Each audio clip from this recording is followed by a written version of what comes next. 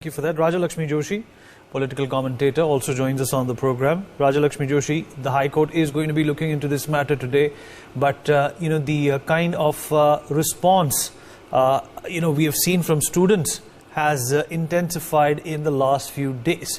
Perhaps the court is going to come up with a ruling that is going to put this to a rest, but nevertheless, on ground, this matter is going to continue to make waves.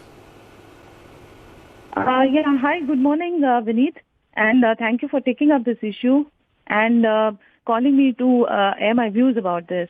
And this is something that I find ridiculous because I have always observed that, girls, they have always wanted to get rid of the burqa or the hijab, and, they have always wanted to live free. And they have this is something that I find strange, that the girls who earlier used to come and, they used to keep their burqa somewhere else or their hijab somewhere else, they actually want to forcefully attend school and college in a burqa.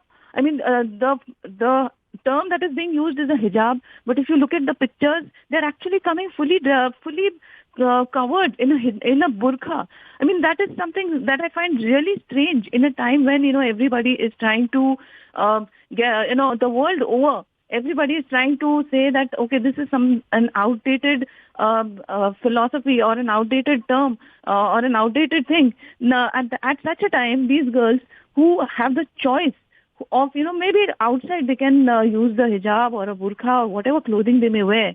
But in a school where everybody is supposed to be, at a level, equal playing field, there somebody trying to, kind of assert their identity. I mean, and the most ironical thing is they're asserting their identity by use of something that actually conceals their identity completely.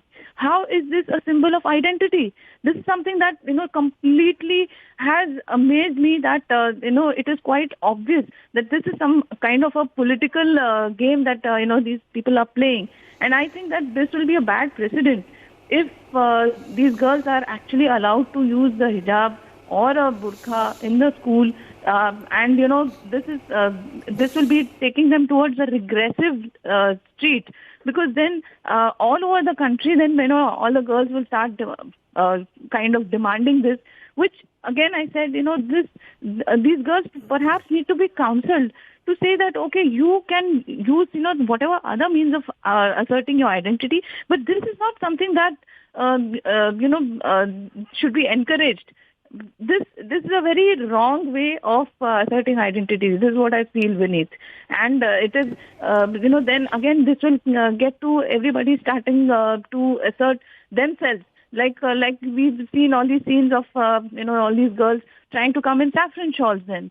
So then, I mean, what is wrong in them wearing the saffron shawl if some girls can wear a burqa? So, then that comes to some kind of a conflict when at a time when everybody should have been, we speak about a lot of harmony. So when everyone should have been in harmony, why are people trying to bring up differences? So instead of that, I think everybody should have a uniform. And I hope that the courts also play by this, and, they also, have their good intentions, and they have, proper, progressive thinking in mind, and that they counsel these girls instead of, trying to appease them perhaps. And all right. Rajalakshmi, I appreciate your thoughts on this. This is definitely a sensitive issue.